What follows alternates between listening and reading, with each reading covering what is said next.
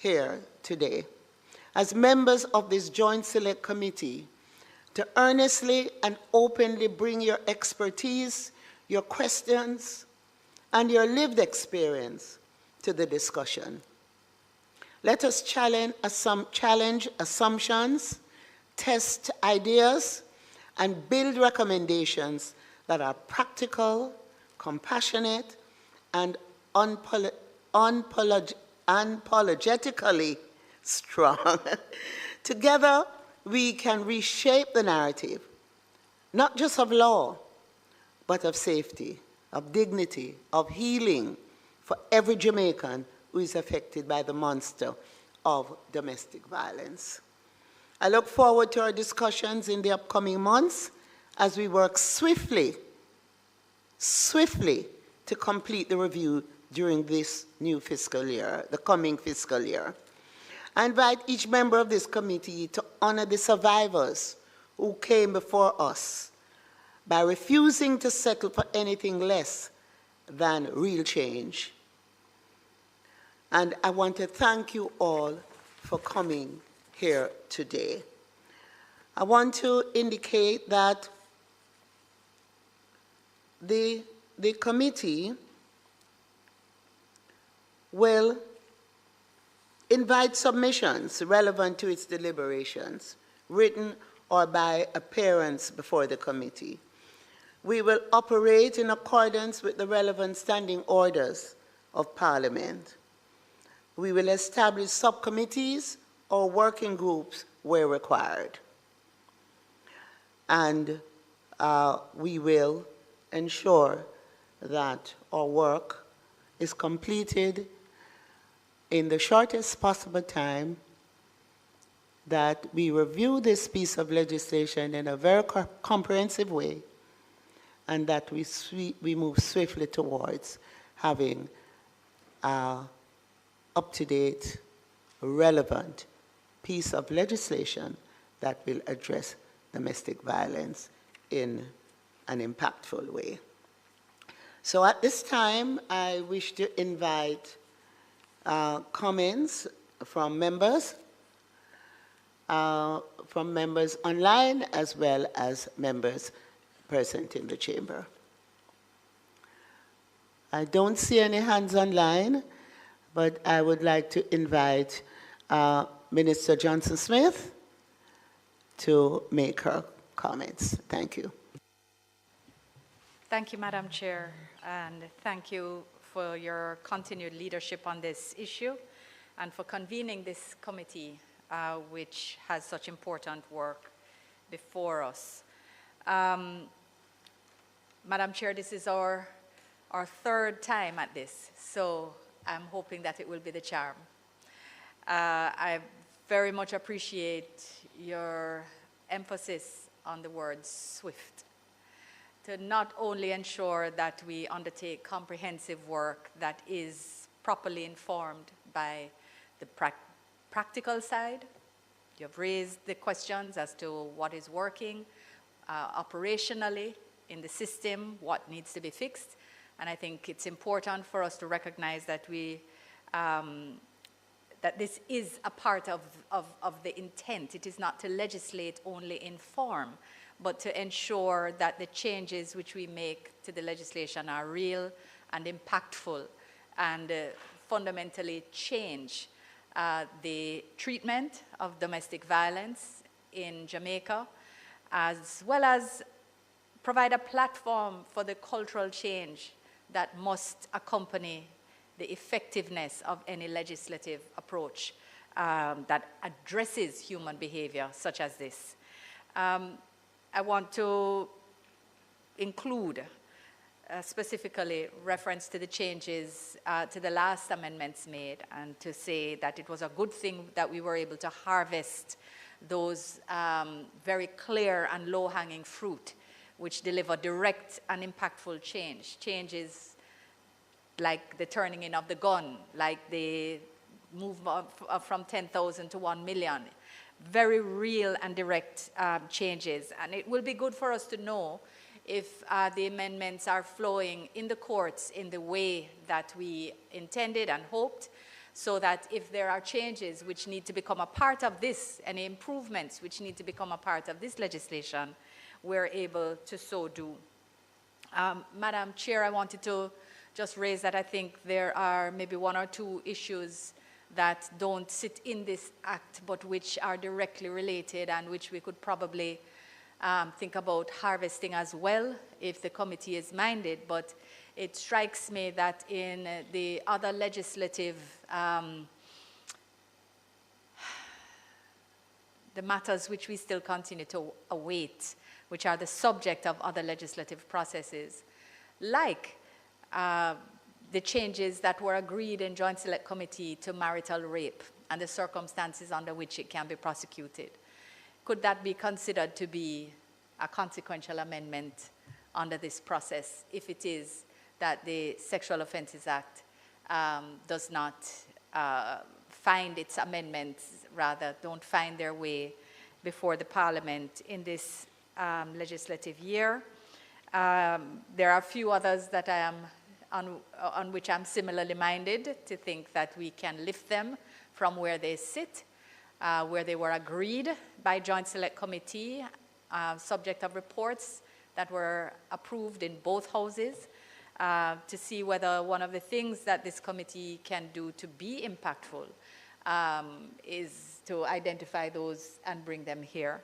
And I ask this, Madam Chair, not only as you suggest that we do this work in honor of the survivors who have made it clear that they will accept nothing other than fundamental change, and with whom I stand 100%, as I'm sure we all do, but also those who have not survived, that we honor the memory of those who the system has failed, that the system will continue to fail if it is that we don't change the culture and if we don't change the laws.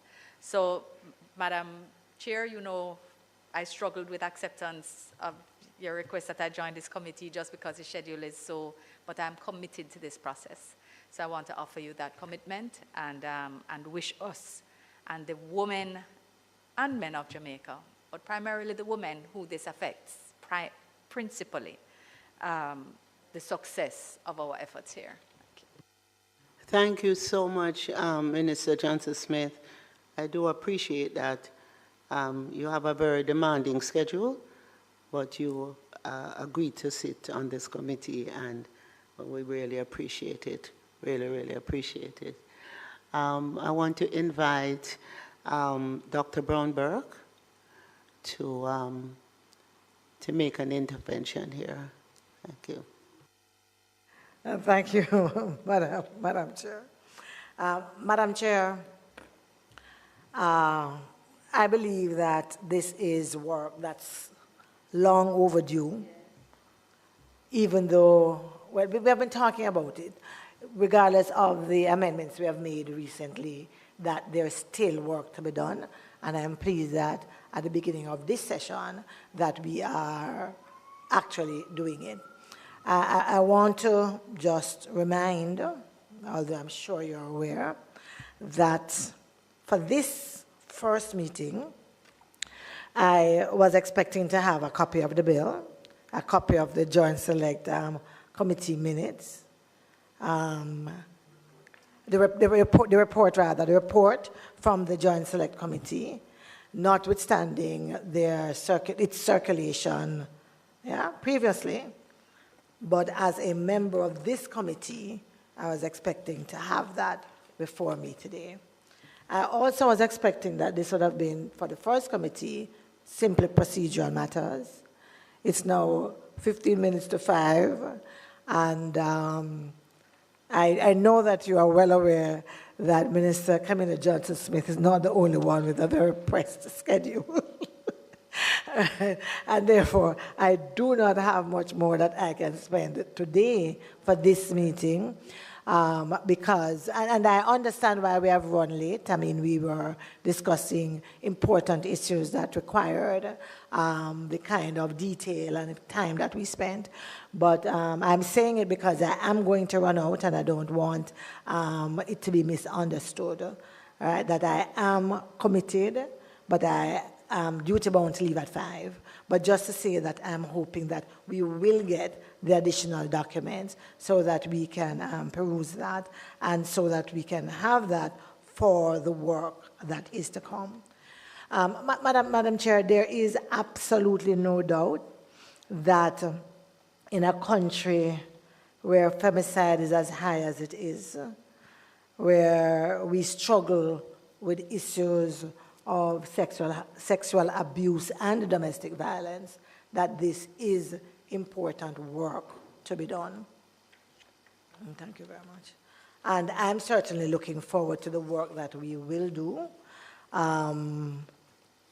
in the future. I'm not even going to spend much more than to say that I'm looking forward to the work that is to come. Thank you, Member Bromberg. We will make available copies of the report on the committee that I met earlier. But we are treating this as a new work, new committee, and we can draw on as much research information as we wish, and Parliament will make it. The committee clerk will ensure that those are made available to us. I also want to indicate that Mrs. Petrona Seeley Brown from the Office of the Parliamentary Counsel, she's online, and at some point she may be able to speak to the possibility of consequential amendments to other acts, right? Yeah, so, right. So as we engage in exchanges here, we can consider that, as well as Miss Blackwood, who is the ministry's attorney. She's also here. Mrs. Robinson is also a good resource, which we can draw. At this point, I would like to invite Senator Cavan Gale to make his intervention. Thank you, Minister. You know, when the last amendments were made in 2023, it so happened that I was presiding over the Senate in the absence of the President and the Deputy President. So I had the opportunity to apply my signature to those amendments. But there was a little bit of jealousy because in presiding, you never had the opportunity to participate in the debate. And there was that jealousy invited my presence to be part of this committee. I think this piece of legislation is critical. Domestic violence is one of those most underreported acts that has affected not only the household, but it affects the community and it affects the workplace. And the law has evolved, and we have to evolve with making changes in the legislation that critically deals with how we treat with the victims, but we must never forget the survivors. Yeah? And we have to make the changes to deal with what evolves and the level of support that is required. But I want to advance further that our review of this legislation must not be viewed in isolation, because we also have the opportunity to deal with what I consider our international obligations and standards. And I'm particularly talking about a piece of International Labour Organization Convention, the C-190, that I think we need to use the opportunity also to interface with, deliberate on, and encourage Jamaica's ratification to improving standards. As I've indicated, that this domestic violence is not a household issue, it's a community issue, but it also affects the workplace. And when you have an unsafe worker at home, it is not a healthy worker. It is not a productive worker. And so this domestic violence negatively affects our national development and our economic well-being. It affects families. And, you know, I look forward, Minister, to the level of probity, the level of interrogation, the number of recommendations that will come from stakeholders during these proceedings. So I'm happy to be here. Thank you so much, Member Gale.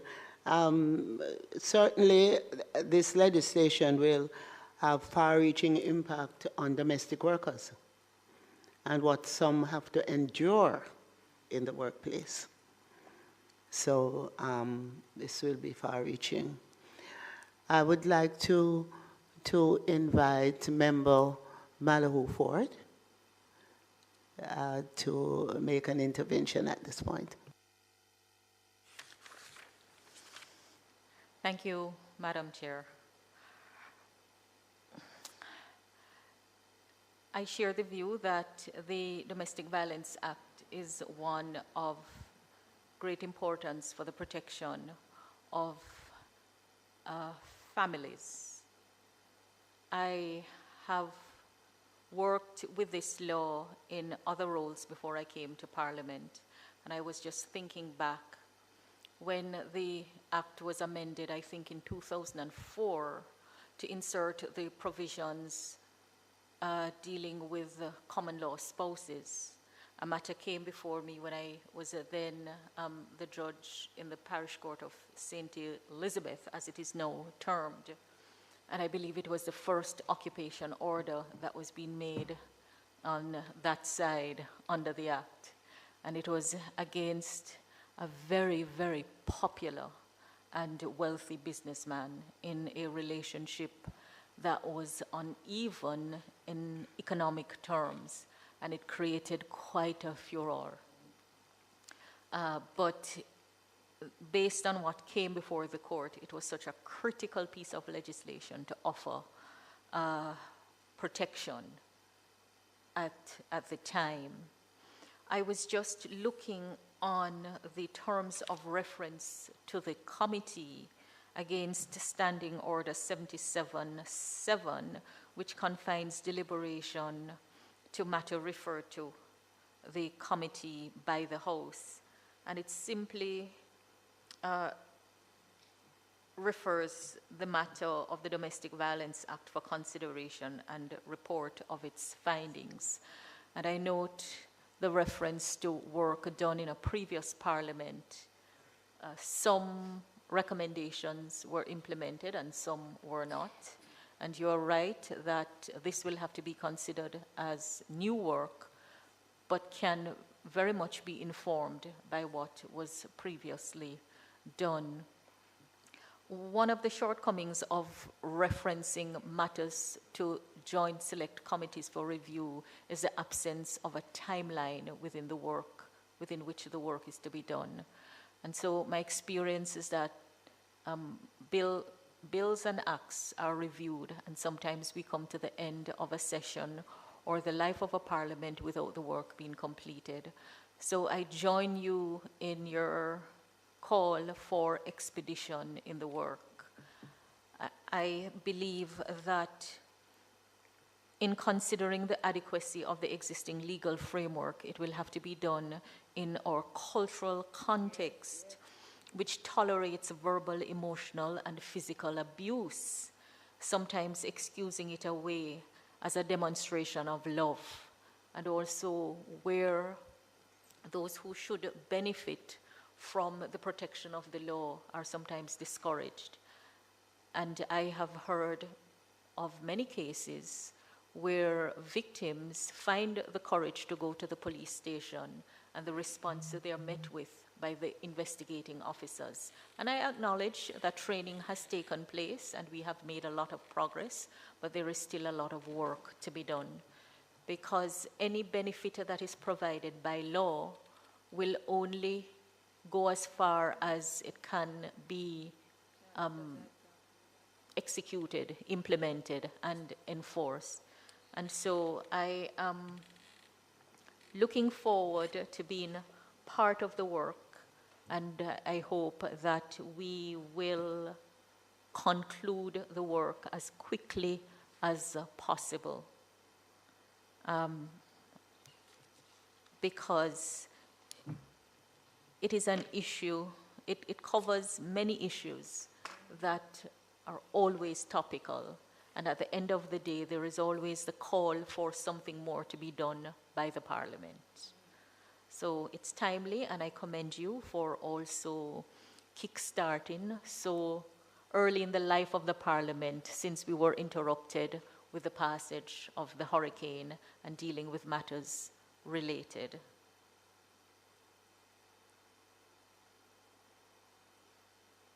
These are Thank you. Yeah, comments. thank you so much, Member Ford. Yes, please go ahead, Member Daly. Thank you very much, Madam Chairman. I too want to share the sentiments of Member Maluford in respect to the bold step that we have now taken to ensure that we implement this policy.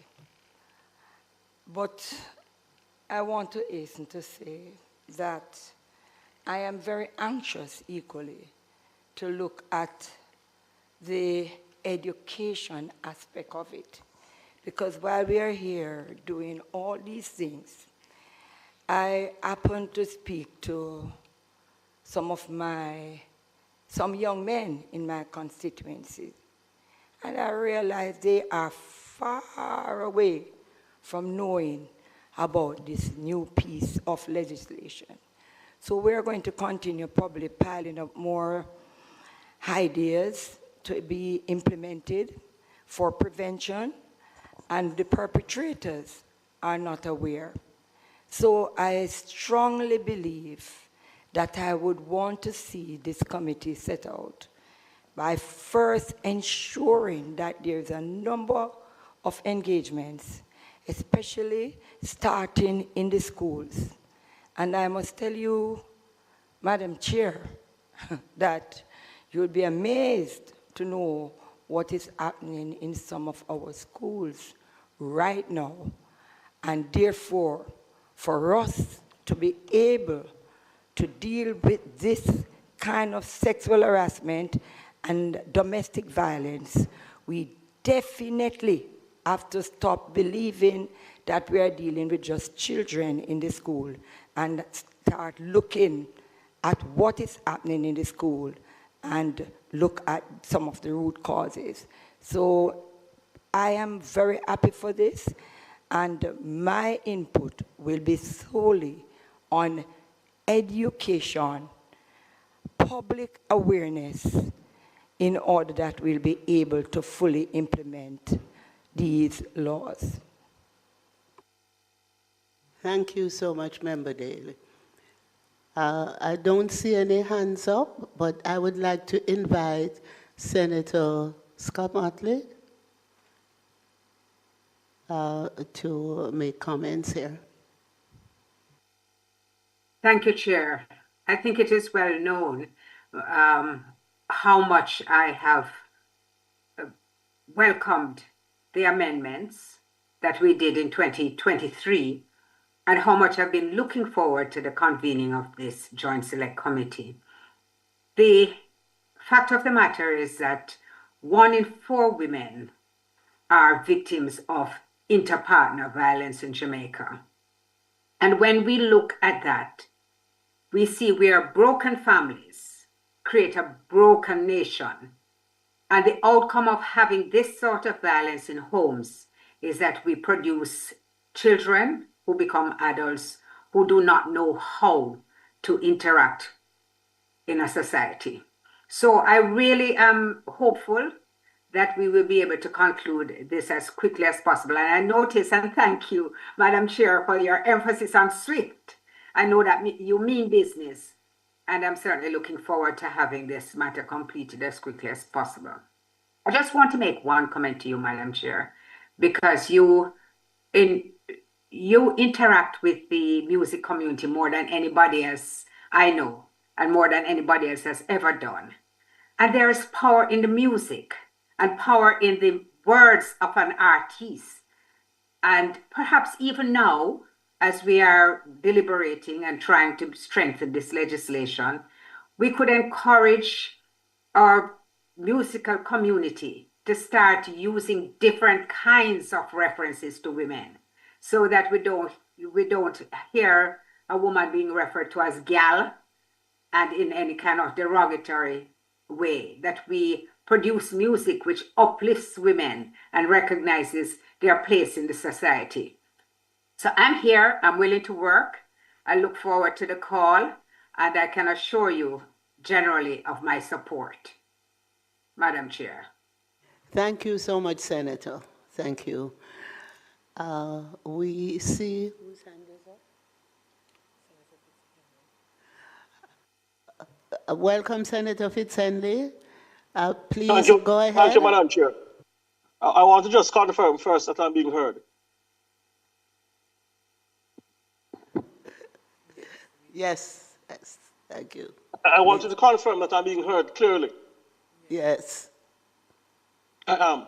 All right, Madam Chair, I want to just, in my brief comments, commend you on your leadership of this committee, a very important committee that has tremendous work to do in terms of treating with a scourge which is pervasive across society. Senator, are you hearing me? Excuse me for interrupting, but could you put your camera on, please? You're live on PBCJ. Oh, I'm actually in transit, so the camera might be a bit difficult. Okay, all right. Yeah, but you're hearing me clearly. All right, thank you. Please go ahead. Yeah, I wanted to commend you on your leadership of the committee, which proposes to fine-tune our laws in addressing a very serious scourge that is not unique to Jamaican society, but it certainly affects many cross-sections of Jamaican society. Indeed, men, women, children are victims of domestic violence and abuse. That's a matter of fact. I recall hearing the most honorable Prime Minister address a forum about 2 years ago where he quoted data which suggested that approximately 20% of complaints germane to domestic abuse involved men being victims. But it's impatient of debate that the majority of victims are women and oftentimes children. I recall reading a national women's health survey many years ago, I believe in 2018, that spoke to the fact that 28% of women have experienced gender-based violence. I believe that might allude to the 1 in 4 statistic that Senator Scott Motley spoke to a bit earlier. So it's a real problem across society. And I think it's important that men participate in the committee as well. I believe the membership of myself and Senator Gale is important because more of us should speak out against domestic violence, against everybody, and in particular, against our women. I believe if more men of prominence speak out against the scourge, it could go a far way in sending a clear message that domestic violence, intimate partner violence is not to be encouraged. We meet at a time, Madam Chair, when the issue of domestic violence is generating tremendous concern across society, and the issue of whether our laws are fit for purpose in treating with the issue in a manner where society is of the view that justice appears to be done, that justice is not only done, but appears to be done. I join you in concluding in being hopeful that this committee's work will be productive and that we will complete our duties in an expeditious and timeless manner. Thank you. Thank you so much for your contribution, Senator. I see the hand raised for Senator Rose Bennett Cooper. Please go ahead. Thank you so much, Madam Chair. I just want to lend my voice to the call for effective continued communication with the Jamaican people. A very important part of what we need to achieve is a change in culture, a shift in the manner, the way in which, a mental shift, really, the way in which persons understand and see the results of their actions. An understanding that, a genuine understanding of the lasting impact that this kind of violence has on individuals.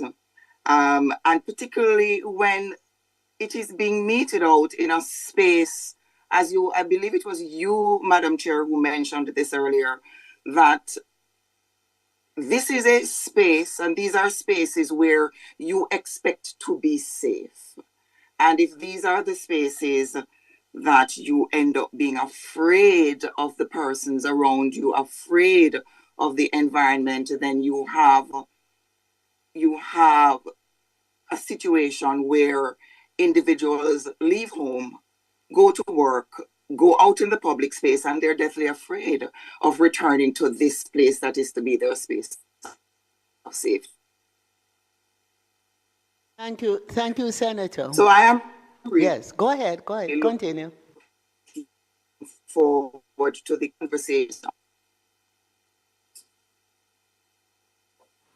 Thank you. You're finished? Yes, I wasn't sure if I was being heard because my connection is a little sketchy. Yes, we're So hearing you. We're hearing you. So. Yes, right. I have concluded, Minister. Okay, very good. Thank you so much. I'm going to, I know that legal reform is online. I'm not sure who is on from legal reform. Could you please introduce yourself? Good afternoon, Madam Chair. My name is Nicole Wright. Can you put your camera on? Can you put your camera No, on? I'm not in a position to. Okay, no I'm problem. commuting, yes. No So I'm problem. one of the Senior Assistant Directors of Legal Reform, and I'll be representing the department in this Joint Select Committee. All right, thank you so much for coming. You're welcome. Good. So I'm going to invite Mrs.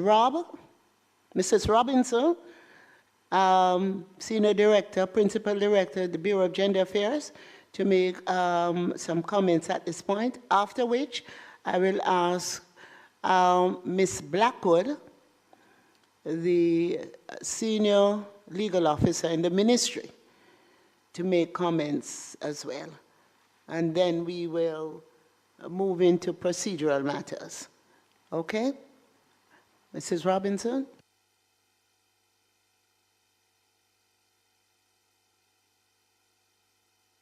So we are extremely happy that this particular committee is again... Oh, you're not hearing? Right. We are very happy at the Minister supporting you that this committee has now been reestablished and we are now going to be able to complete what we've started. We were very happy, for example, for the report that was tabled coming out of the second round, where we had a big issue with the fact that there was no definition that would allow for persons to know exactly what we're speaking to and the parameters in terms of how we define domestic violence. And we were happy that for Section 2, we got a very extensive definition that included physical violence, emotional or psychological abuse, financial abuse, and sexual abuse. We believe that based on the fact that the definition is so broad, it will allow for a greater understanding of how domestic violence is nuanced. Because for some persons, and not having a definition, persons were not exactly sure what the parameters were. So that is one thing I'm extremely happy for. I'm also happy for the fact that for Section 3, in terms of the power of the court to grant protection orders, that we have expanded the number of persons who can actually provide support. We've had persons coming to us at the Bureau about a protection order that was taken out and was breached because this person thought that they had impunity or that the protection order was lame. And so we are very happy that we have expanded the number of persons who can assist in that regard, as well as to increase the fine for the breach of a protection order. We believe that with this committee, and based on the fact that you've said timely and swift, we expect that the definition will work. We also expect that the recommendations that were not taken on board for one reason or another, that the considerations will be made, so that by the time we complete this, we'll be able to have a legislation that is stronger and more robust and will match the gravity of the offense, so that the persons who we are going to serve will feel as if we pay attention and we are making sure that they get exactly what is deserved. Because at the end of the day, we want justice to be served. Thank you, Minister. Thank you, Mrs. Robinson. Thank you so much. I'm going to invite Miss Blackwood. Thank you, Minister. Well, I support Ms. Robinson in what she has said. We have several matters which were not taken at the last time, and there are other suggestions, comments which are coming in, which we look forward to examining to see how we can strengthen this act. Also, in terms, someone mentioned that there needs to be education, and the Bureau and the Ministry, we have been doing that. We have been going to several organizations, institutions, telling them about the act, and we intend to continue to speak to institutions, organizations about the amendments we now have and what needs to be done by persons who can use this act to help to reduce the scourge. So the legal department stands ready to help the committee so we can have a robust discussion and a very strong act at the end of the day, Minister. Thank you so much. I will quickly recognize Minister Juliet Cuthbert-Flynn, who has joined us online, to ask her to make a few comments, and then we will move directly into procedural matters.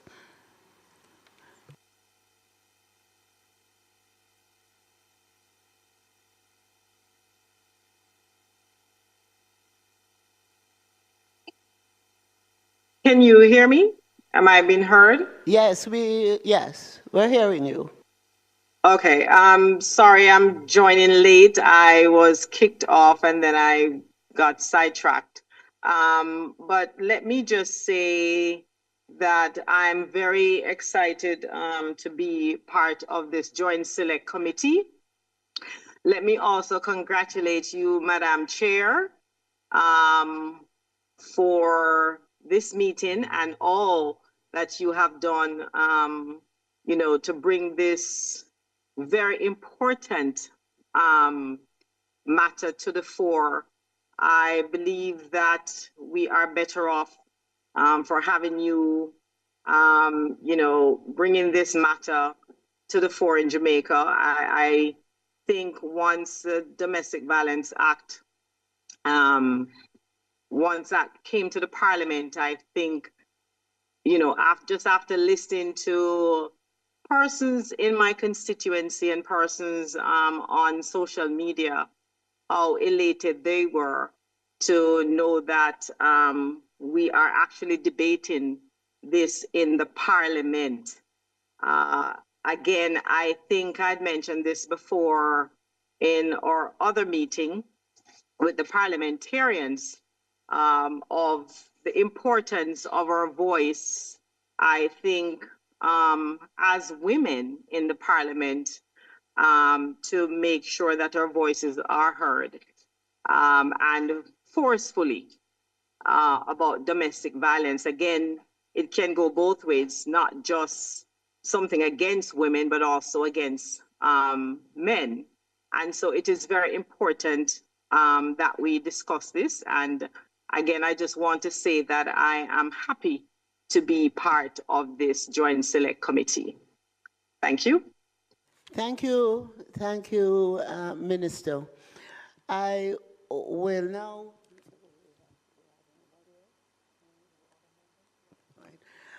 now move into the procedural matters. Of course, the committee will be governed by our standing orders. In relation to a quorum, we'll follow the standing orders.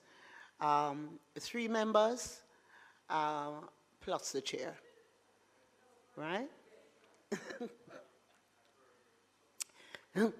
So everyone agrees that we will follow that. That's a quorum, 3 members plus the chair. I also want to put to members and ask them to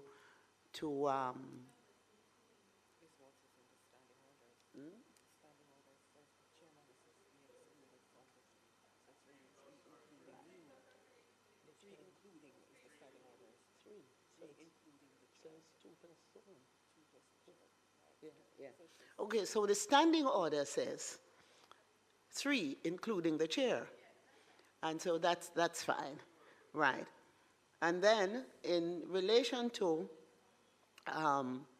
in the absence of the chair, I'm asking the committee to accept a recommendation I'm about to make. In absence of the chair, Senator Johnson Smith would chair.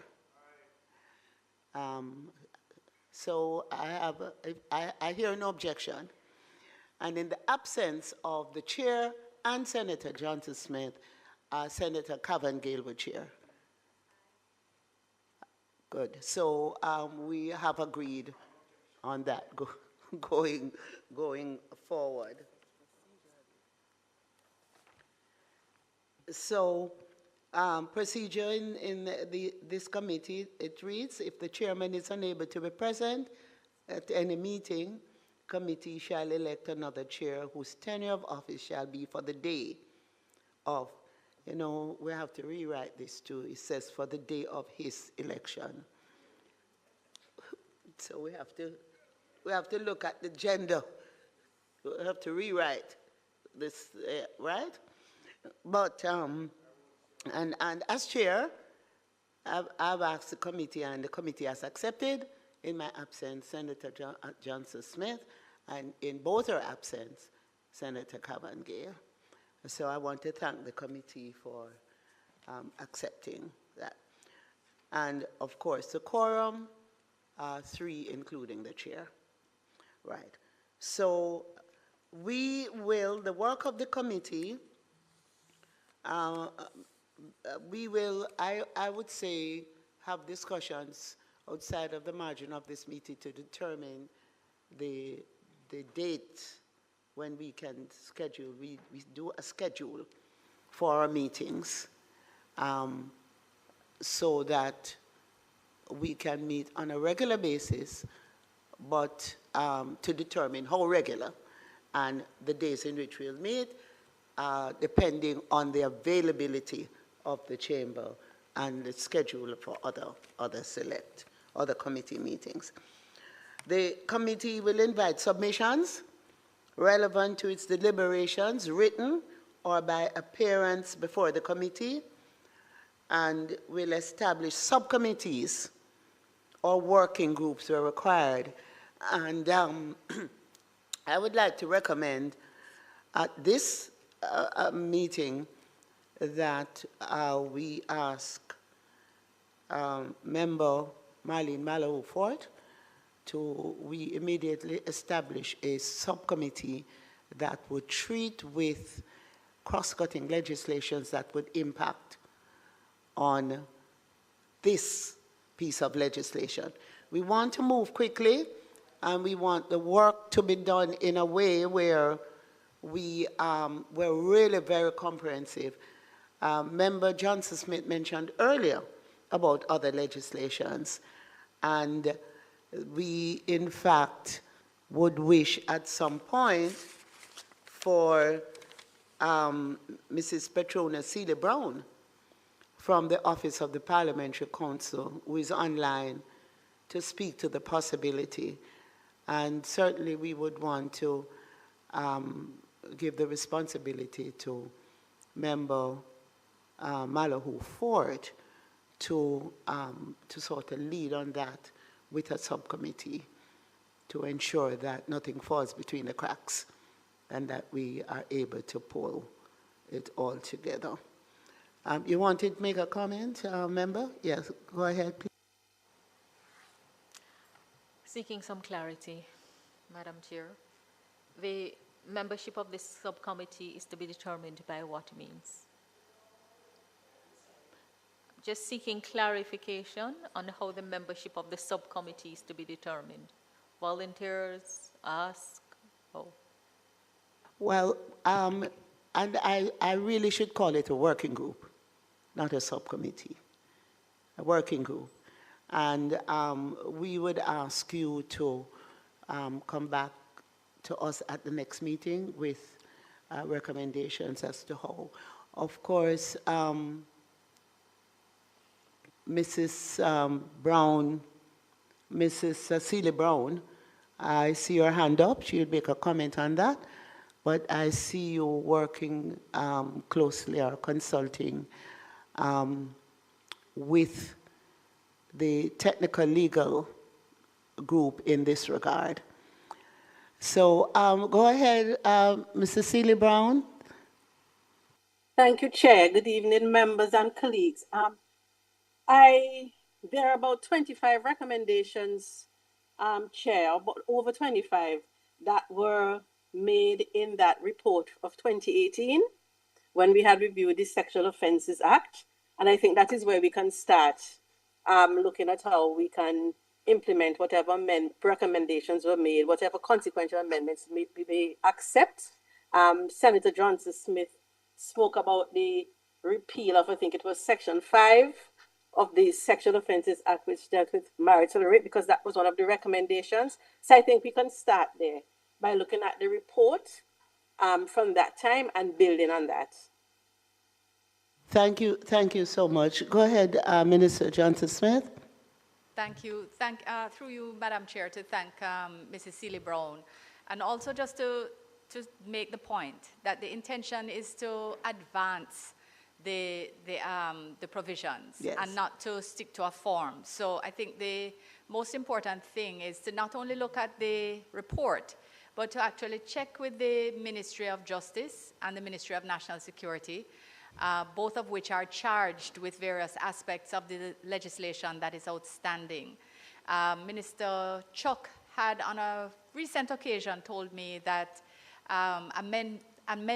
proposed amendments were in fact significantly advanced and almost ready to go to legislative committee. If we should see what sits within that amendment bill, because you wouldn't want to interrupt that process if it is in fact sufficiently advanced.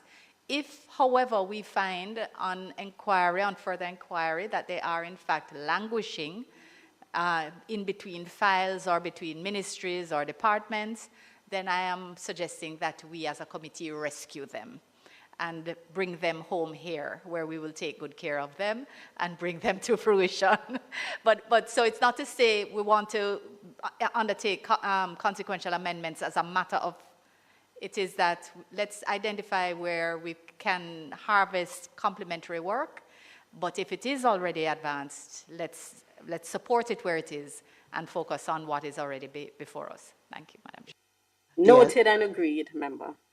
Yes, so that's very clear, the path we're taking, because we really want this piece of legislation to be comprehensive, to ensure that nothing is falling between the cracks, that it's also complementary, and that we move expeditiously to see this legislation become,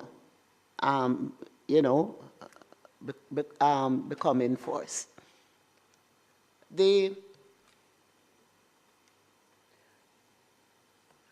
At this point, I would like to ask.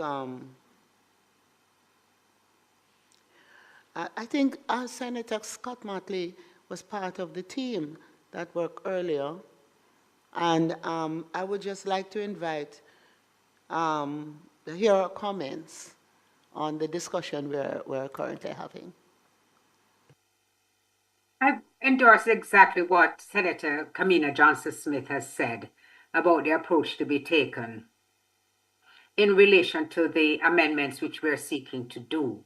But I also believe that Mrs. Seeley Brown's approach, that is to start with the outstanding recommendations from the 2018 report, is a good basis for deliberations, because we don't want to reinvent the wheel. There were some very important recommendations which had been made, which we just never had the opportunity to take on board.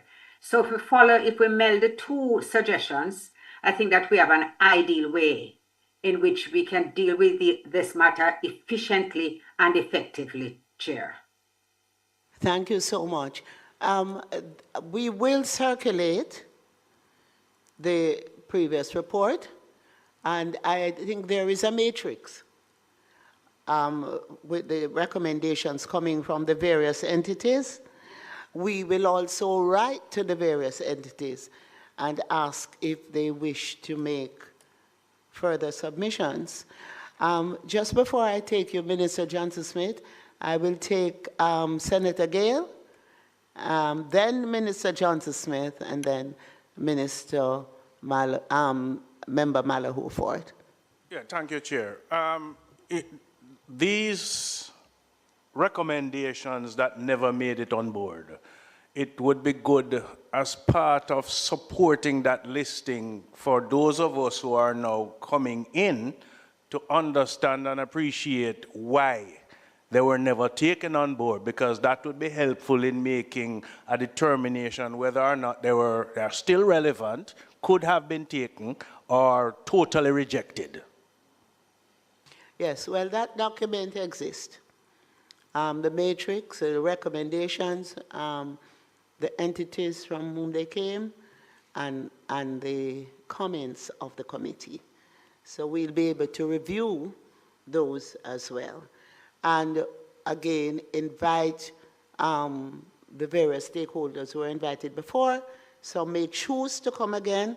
Some may just indicate that their positions remain the same, and we would be in a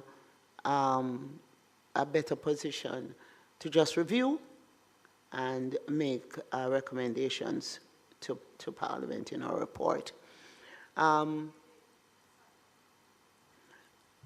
Go ahead, Minister Johnson-Smith. Thank you, Chair. In support of your approach, but in seeking to maybe sharpen the pencil on the approach, may I suggest that we expressly write to the groups to ask whether they continue to stand by the report, by their previous submission, such that we can consider it in that context, or if they have anything to add, rather than leaving it at large and then we determine how to treat with and enter into any duplicative work. We should really try and narrow the request so that we're not starting from scratch again, because it's a fair bit of work was undertaken, but it was a discussion stage that was a bit protracted, and some of the policy finalization that was needed. So it's really the work of analysis of what has already been submitted, rather than to take, the usual 2 months to wait for things to come in. And then I'm hoping we can have a shorter timeline, because the questions up front will be more specific, and the window for any additional stakeholders to write, therefore need not be as long. If you hadn't submitted before and wanted to submit now. Thank you, Minister Johnson-Smith. That would be the context within which the letters written to the stakeholders would say, you have made your previous submissions, and, within that context, right, is there any further? If not, we will consider, right. So that would be. Member Marlene Malahoo Ford, please. Further to that point, I'm wondering whether we should consider reviewing the submissions first, before inviting members of the public to resubmit on the matter, just from a time efficiency perspective, and through you as chair, with the assistance of your technical team, to look whether any of the recommendations may be impacted by the passage of time and circumstances between when they were made and the lack of implementation, to know before we actually go external to the public. Some of us were not part of the previous committee, and because it's a previous parliament, the work is being guided or having regard to that body of work done. But it's the same bill, save and except for those amendments that were taken on board. Just to move efficiently. Have the report looked at, the recommendations made, perhaps a little summary of that report to say there were 10 recommendations, 5 were implemented in this act, the remaining 5 cover that, whether any area of the Act was not explored in the previous deliberations, and you invite very specific matters. And when you come to look at the recommendations that were previously made, to consider whether the non-implementation and the passage of time may have impacted them, and that is where you may get a fresh perspective from those who previously submitted on the matter. I note your recommendation. I should, however, indicate that we have work to do because we do have submissions that have been made that we have not yet reviewed from the previous meetings, from the previous committee. And we also have a matrix to review. So we have submissions that we have not yet looked at. We have a matrix of submissions that were previously made coming out of the last dispensation. However, as a courtesy, we could still write. They can respond to us. We can determine the way forward based on their response and the scheduling of them. But we will not wait on responses to start doing our work. John, since not everyone in this committee is aware of how the work was conducted in the last committee, it may be helpful for us to get even a one-pager to say what was done. Just the point that you made, that there were presentations made that were not considered. We wouldn't have known that, those of us who were not part of the committee. So a useful recap, as it were, of what took place, to include that and to list those who were invited, who submitted, but whose submissions were not considered.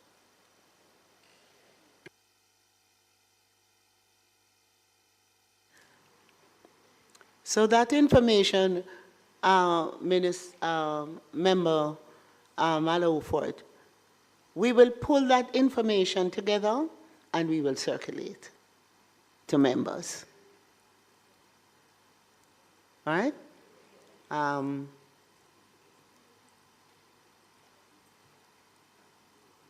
So, member?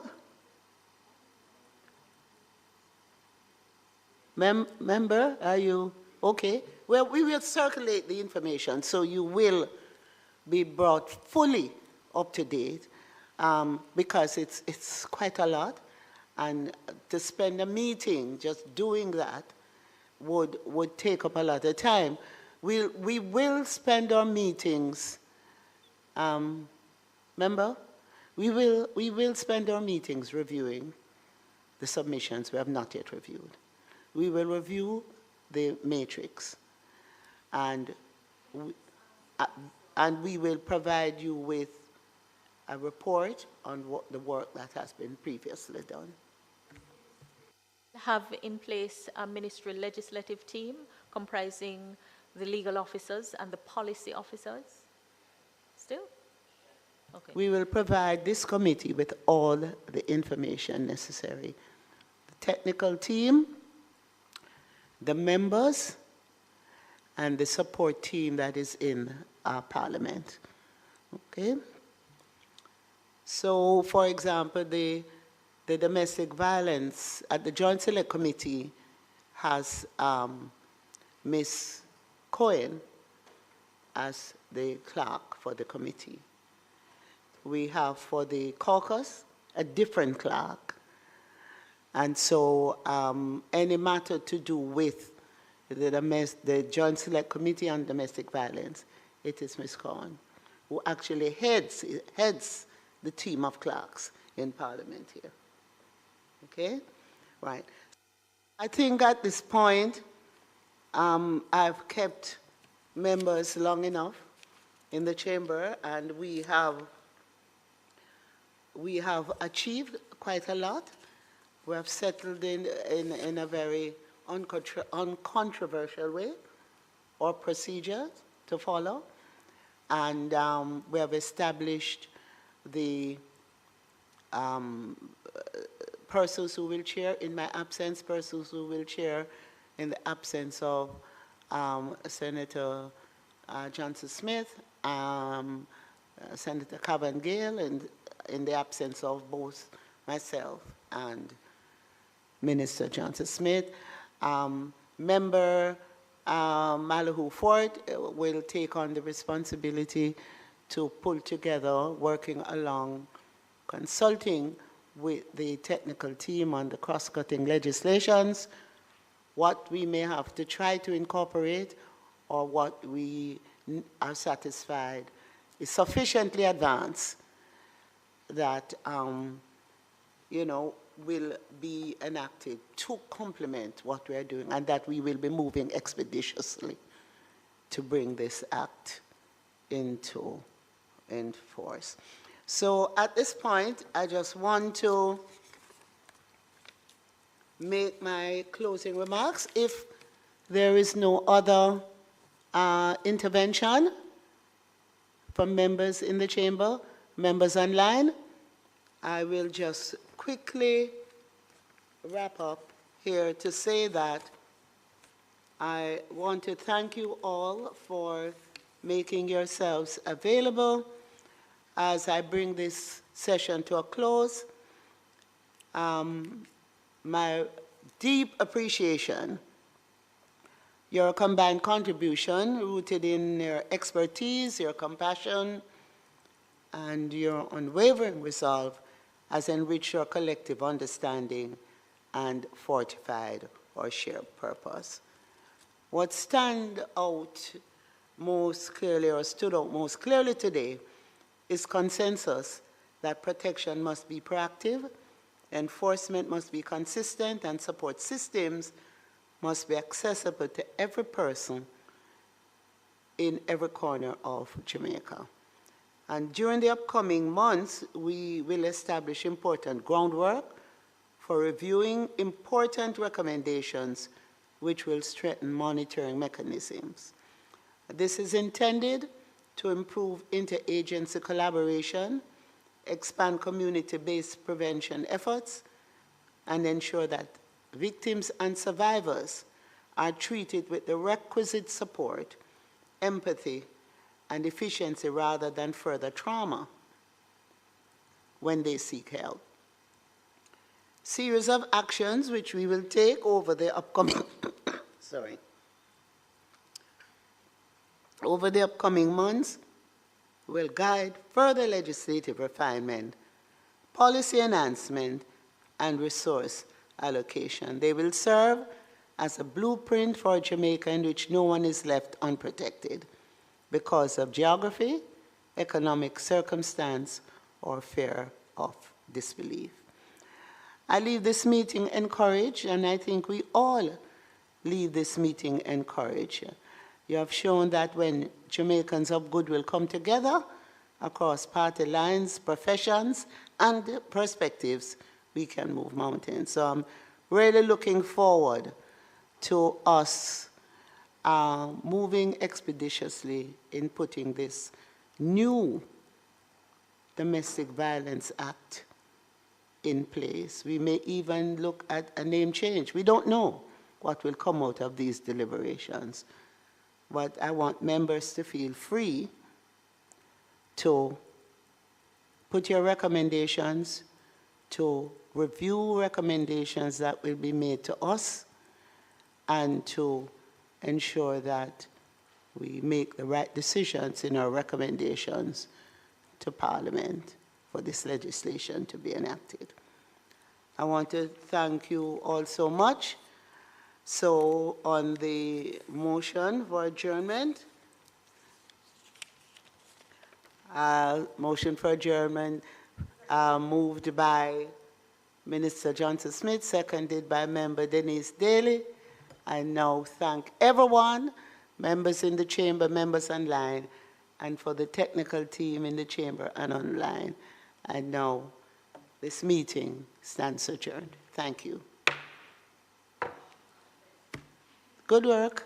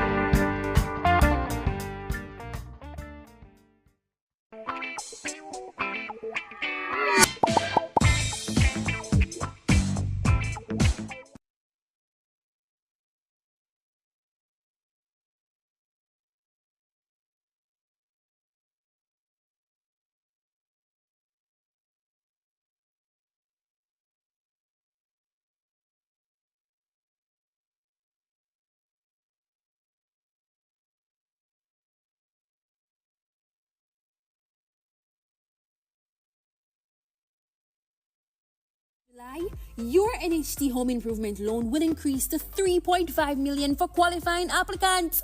Your government is caring for you. Motorists, as Minister of Justice, I appeal to you, obey the road code, pay your ticket on time, and only go to court if the ticket is being contested. Close to 80% of matters coming to the parish courts are for traffic breaches. Let's work together to make our roads safe and ease the burden on our courts. Hey, just a reminder, your mental health is just as important as your physical.